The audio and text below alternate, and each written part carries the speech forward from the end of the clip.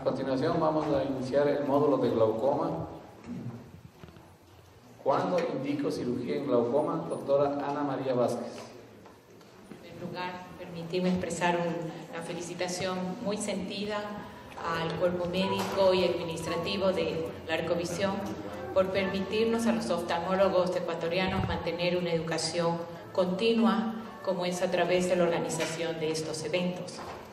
De igual manera, agradecerles por la invitación a participar con este tema. ¿Cuándo indico cirugía en glaucoma? ¿Cuándo llevo a mi paciente con glaucoma desde una cómoda posición del tratamiento médico relativamente hasta una sala de cirugía para indicar un cambio en su manejo?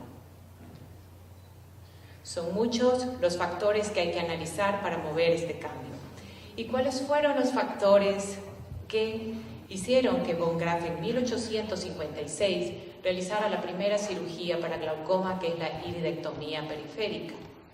¿Y qué motivó a todo este grupo de médicos que desde ese año hasta la actualidad y las diferentes compañías han venido realizando procedimientos quirúrgicos y dispositivos que nos permitan brindar alternativas al paciente con glaucoma? Es esto: tratar de preservar y mantener la calidad de vida a un costo sostenible para el paciente, la familia y la sociedad. Entonces, cuando vemos esto, decimos, ¿pero a quién vamos a tratar? La velocidad del deterioro de las células ganglionares y que conlleva con una relación muy conjunta a la calidad de vida del paciente es muy diversa y es muy diferente en cada individuo e incluso en el mismo ojo a lo largo del tiempo, dependiendo de los factores de riesgos que se ven inmersos en el transcurso de la vida. Es por ello que en este esquema lo que vemos en la línea en verde punteada en A es el deterioro normal del envejecimiento de una persona en el transcurso de la vida. En la línea azul en B nos demuestra, en cambio, una persona con enfermedad de glaucoma controlado que no está llevando hasta el final de sus días a una incapacidad visual severa. El resto de líneas, ustedes ven que son pacientes que en algún momento en el trayecto de sus vidas van a caer en un deterioro visual severo. La importancia de a quienes tratar es evitar que todos estos pacientes caigan en un deterioro visual severo. Y para ello tenemos que medir los riesgos y beneficios. Cuando el riesgo de la pérdida de visión, al mantener una conducta expectante en el tratamiento hasta el momento, supera al riesgo de perder la visión por el acto quirúrgico, entonces estamos frente a indicaciones para cirugía. Y la primera indicación es cuando la terapia médica óptima y o la trabeculoplastía con láser fallan en bajar suficientemente la presión intraocular, entonces surge manejar temas como ¿cuál es la terapia médica óptima? ¿Cuál es el efecto de la trabeculoplastía con láser, argón o selectiva? ¿Y qué es la presión meta en el concepto de terapia óptima? El concepto de presión médica fue introducido en 1989 por la Academia Americana de Oftalmología por primera vez, y a partir de 1999 hasta el año 2003 es cuando se publican todos los resultados de los ensayos clínicos que han generado la evidencia para el manejo en el tratamiento del glaucoma hasta la fecha. ¿Pero qué es la presión meta? La presión meta es aquel rango de presión que nosotros como clínicos escogemos para el determinado paciente que consideramos que va a lograr frenar la escalada de la velocidad de progresión del daño por la enfermedad y va a permitir conservar una buena calidad de vida para nuestros pacientes. Esa es la presión meta. Por ende, si mencionamos por el cuadro anterior que hay múltiples factores que cambian los factores de riesgo en el transcurso de la vida, debe ser revisada y reajustada periódicamente. E igualmente, al balancear y remedir las metas que planteamos en el tratamiento, debemos siempre medir el riesgo-beneficio de ir en la escalada hacia tratamientos más agresivos. ¿En qué nos basamos para determinar la presión meta? Nos basamos en el daño por glaucoma, nos basamos en la velocidad de progresión, nos basamos en el daño del nervio óptico y de la enfermedad en sí, con qué presión se produjo ese daño. Es un dato muy importante para evaluar y señalar cuál es la presión meta de este paciente, la expectativa de vida y otros factores asociados como condiciones del ojo contralateral y la historia familiar. Podemos apreciar aquí en este esquema de guías es lo siguiente: si tenemos un paciente con un daño avanzado, con una velocidad de progresión alta, si tenemos que o se ocasionó daño con una presión intraocular baja y tiene factores asociados positivos como una expectativa de vida larga, vamos a necesitar una presión meta muy baja. No así en sentido inverso, como lo demuestran las flechas en el cuadro.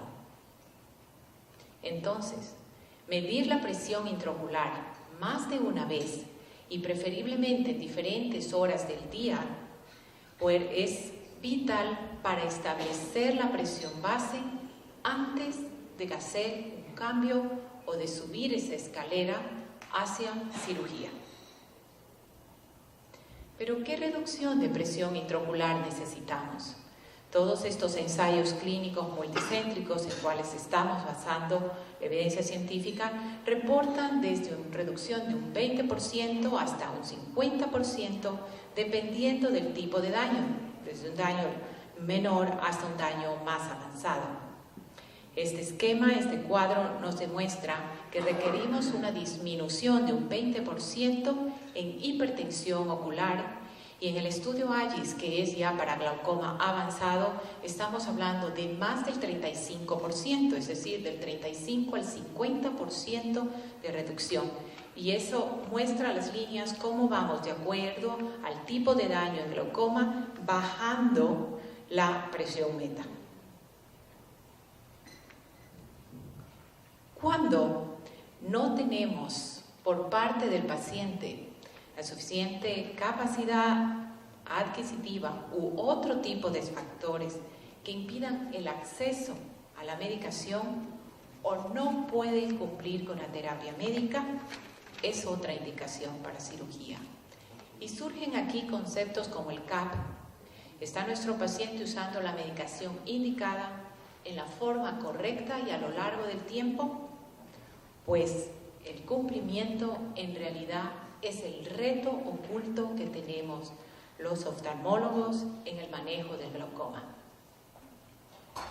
Entre el 28 a 58% de los pacientes no usan la medicación como fue prescrita y consideramos que el incumplimiento va desde el 30 al 40%.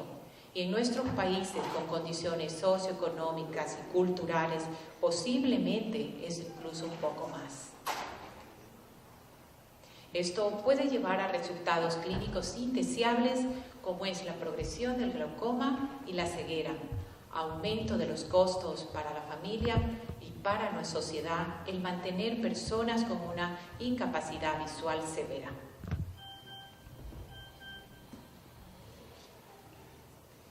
En el seguimiento del glaucoma tenemos que ser muy meticulosos y cuidadosos en el estudio estructural y funcional. La progresión es una indicación fuerte para cirugía. El análisis en estos pacientes es estructural y funcional, recordando que el daño estructural precede al cambio funcional. El seguimiento es a través de las dos funciones y la decisión para migrar en la indicación está fuertemente ligada a los cambios funcionales del paciente. En los exámenes funcionales, el poder de la serie confirma los defectos y debilita la variabilidad.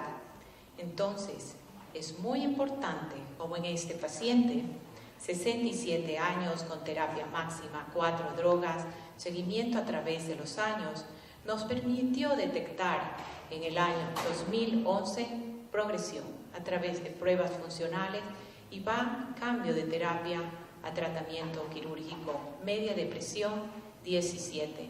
Los cambios estructurales también se manifestaron en esa época, estabilizándose posteriormente a la cirugía.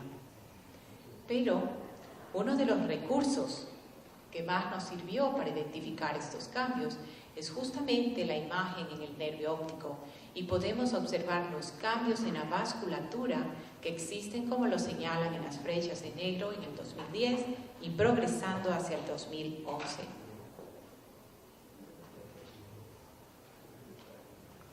Una vez que podemos tener un seguimiento largo en un paciente, mínimo 5 campos visuales recomendados actualmente en 2 años, podemos ya estimar la velocidad o riesgo de progresión de nuestros pacientes.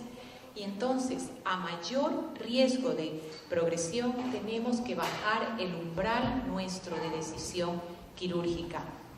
Hay que balancearse el riesgo, los beneficios de la cirugía y la expectativa de vida del paciente. Para ello, hacemos uso de esta hoja de resumen, que debe ser el estándar de nuestro manejo para seguimiento de los pacientes y, sobre todo, influencia fuertemente nuestra decisión quirúrgica o cambio de terapia a la que vayamos a hacer. La tasa de progresión es una estimación, es una proyección de cuál será la visión del paciente a 5 años si manejamos el mismo tratamiento médico, considerando una tasa de progresión rápida menos de 2 decibeles o peor por año. Entonces, cuando ya existe una amenaza a la visión, esta es una influencia definitiva en la toma de decisión. Evitar que nuestros pacientes caigan en incapacidad visual severa con una desviación media menos de 22 decibeles o con un BFI, el índice visual, de menos del 30%. Y los factores de riesgo son también una influencia para tomar una conducta quirúrgica. Son los estudios a los que nos hemos referido, reportan la presencia. En este caso, la hemorragia a nivel del disco es un indicador fuerte para cirugía por signo de progresión. El Consensus de París del 2011 detectó estos factores de riesgo para progresión de glaucoma como indicaciones para cambio a tratamiento quirúrgico. ¿Y qué tenemos? Cuando no podemos tener la tasa de progresión, si no la podemos obtener a los 2 años, podemos utilizar, medir la progresión en base a factores de riesgo. Y podemos observar en ese cuadro, en el eje horizontal, la expectativa de vida del paciente, en el eje vertical, el grado de daño que tenemos por la enfermedad. Si los factores de riesgo son bajos, como en el cuadrante, en el espacio en verde, y el tope superior del verde es el envejecimiento normal, podemos ver que estos pacientes pueden mantenerse sin llegar a la incapacidad visual hasta el final de sus días. Si tenemos factores de riesgos muy altos, entonces vamos a caer en incapacidad visual muy pronto. Entonces, los factores de riesgo sí nos sirven para estimar una tasa de progresión. La meta es tratar de evitar llegar a la incapacidad visual.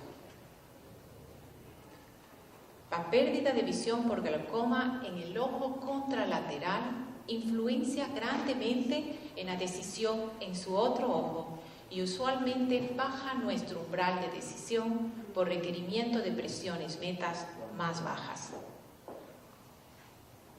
Igualmente, todas las limitaciones o requerimientos logísticos o socioeconómicos de nuestros pacientes también son una indicación para cirugía.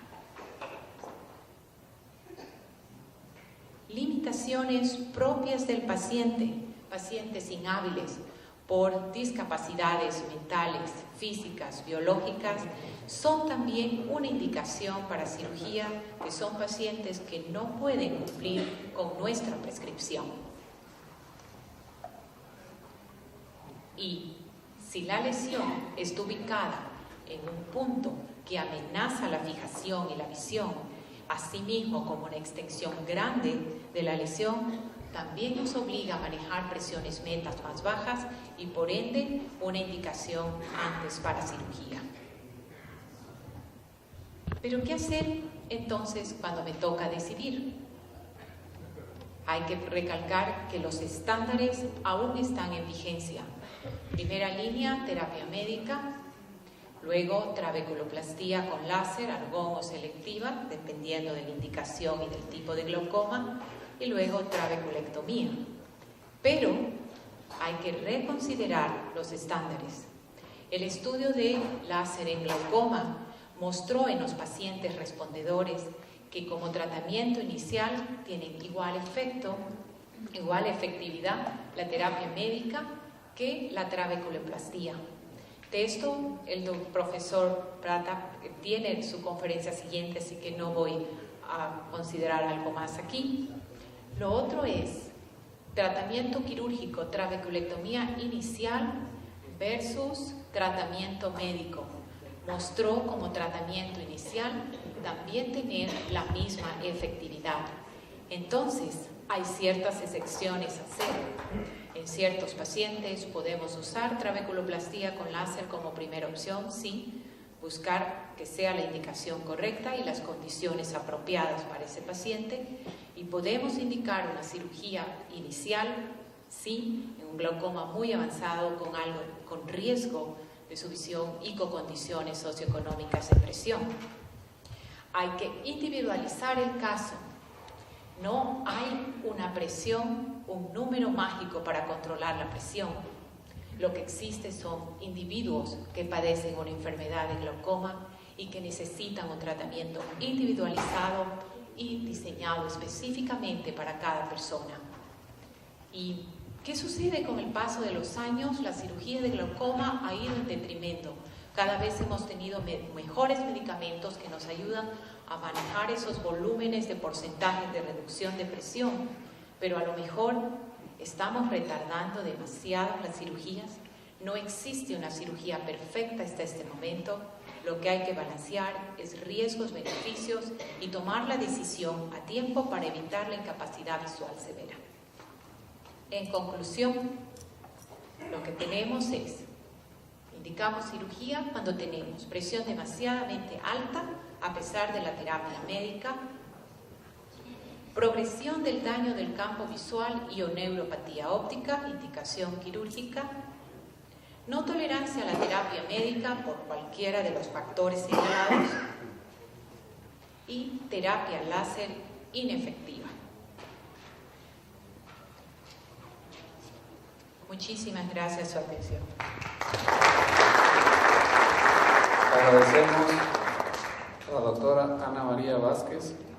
A continuación, el doctor profesor Tiago Prata nos va a presentar dos temas: trabeculoplastia selectiva como paso inicial para el tratamiento del glaucoma y mejorando el pronóstico quirúrgico de la trabeculectomía, discusión de novedades y video quirúrgico. El doctor Tiago Prata es jefe del sector de glaucoma de la Universidad Federal de Sao Paulo, profesor afiliado y de posgraduación. Hizo su fellow en el glaucoma en el New York Eye and Ear Infirmary. Es doctor por la Escuela Paulista de Medicina y el tema de su tesis fue biomecánica de la cabeza del nervio óptico en glaucoma. Obrigado, Marcelo.